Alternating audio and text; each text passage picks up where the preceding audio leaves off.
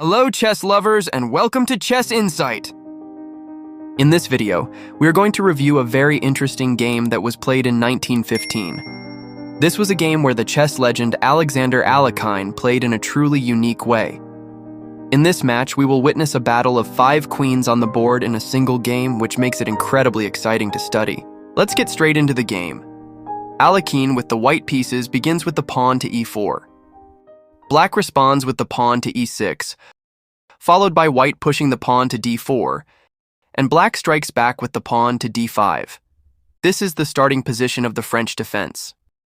Alekhine continues with knight to c3, which is the classical variation of the French defense. Black replies with knight to f6, attacking the pawn. White brings out the bishop to g5, pinning the knight to the queen. Not wanting to fall behind, Black also develops actively with bishop to b4, pinning the knight on c3. Alekhine then pushes the pawn to e5.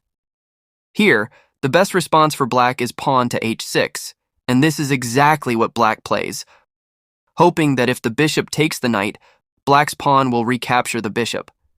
This would actually favor Black, because it opens semi-open files that will make Black's rooks more active. Or if the bishop retreats to h4, Black can keep chasing it with pawn to g5. Once the bishop steps back to g3, Black's knight jumps into e4. Not only does this knight attack the bishop again, but it also increases pressure on the white knight on c3. Once more, this gives Black the upper hand. After Black plays pawn to h6, usually white retreats the bishop back to d2. But in this game, Alekhine chooses to play aggressively with bishop takes knight. This forces Black to capture the bishop, then white pushes forward with pawn takes pawn, attacking the rook on h8. The black rook slides over to g8, now turning the tables and attacking the white pawn. At this point, most players with the white pieces would either push pawn to a3 to drive away the dark squared bishop, or place the knight on e2 to connect both knights. But Alekhine continues in aggressive style, pushing pawn to h4. After Black captures with pawn takes pawn, the white queen moves to g4. The idea here is clear: to pressure the pawn on h4 with the support of the rook, while also keeping an eye on the pawn on g7, which is vulnerable to white's rook. Black responds with bishop to g7, protecting the pawn on h4, and white follows with pawn to g3, challenging the pawn structure. The idea is simple. If Black captures with pawn takes pawn, white will immediately bring the rook to h8. The black rook would be lost in just a few moves. That's why Black refuses the pawn exchange and instead pushes pawn to c5. White replies with pawn takes pawn on h4, and Black counterattacks by capturing the pawn on d4.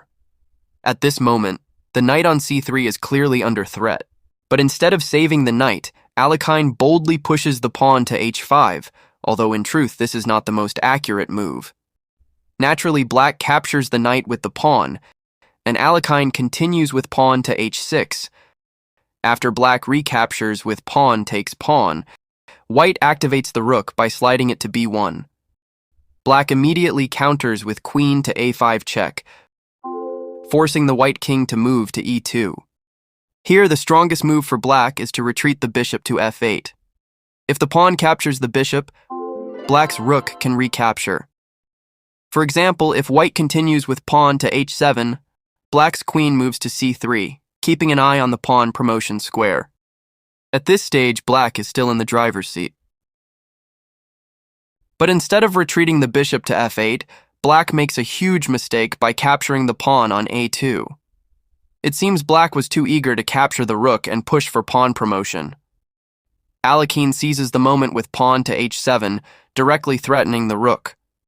Black replies with queen takes rook, but then pawn takes rook and immediately promotes to a queen. The black king steps aside to d7, but now the white queen captures the pawn on f7. In response, the black queen checks with queen takes pawn on c2.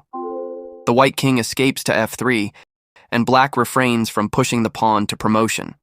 The reason is clear: if Black promotes to a queen, they would be checkmated in just 4 moves. For example, queen takes pawn on e6 check. The king moves to c7, then queen to f4 check, forcing the king to d8. White then promotes the pawn with check, and the only possible block is bishop to f8. But white captures the bishop with queen takes bishop, and it's checkmate.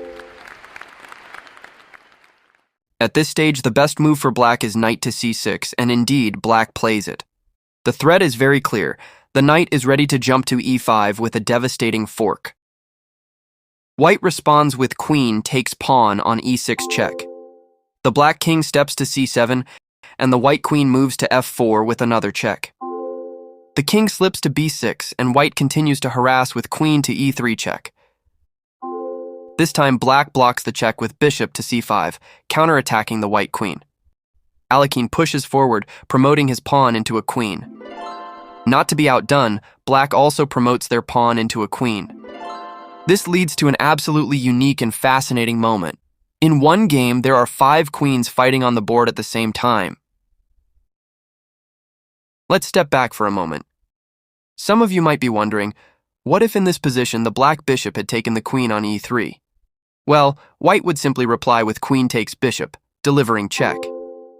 If the black king runs to a5, white plays queen takes pawn on d5, and the black king is checkmated in just 2 more moves. That's why black would instead have to block with pawn to d4. But then white can check again with queen to b3, forcing an exchange of queens, and from there black's position is completely lost. This is why the best move for black is indeed to promote the pawn to a queen. Following this, Alekhine continues with rook to h5. At this point, black should have checked with bishop to g4. After queen takes bishop, black could reply with queen takes queen on e3. This variation would keep the game much more balanced. Even though white would still be slightly ahead with an extra piece, black would at least have practical chances to hold a draw. But in the actual game, black made a fatal mistake by capturing the light-squared bishop, and this blunder sealed their fate, leading to checkmate in 5 moves. Alekhine plays queen to b4 check. The black queen moves to b5 to block. The white queen shifts to d8 with another check. The king retreats to a6. White continues with queen to a3, once again checking the black king. Forced, the black queen blocks. White captures the queen, and after black recaptures, Alekhine ends the game with queen takes queen. Checkmate. Alright, chess lovers, that was a fascinating game played by Alexander Alekhine. This match was truly unique, featuring 5 queens battling it out on the board. I hope this video gave you some new insights into the beauty of chess. That's all for today's analysis. Thanks for watching, and don't forget to like, share, comment, and subscribe. See you in the next chess video.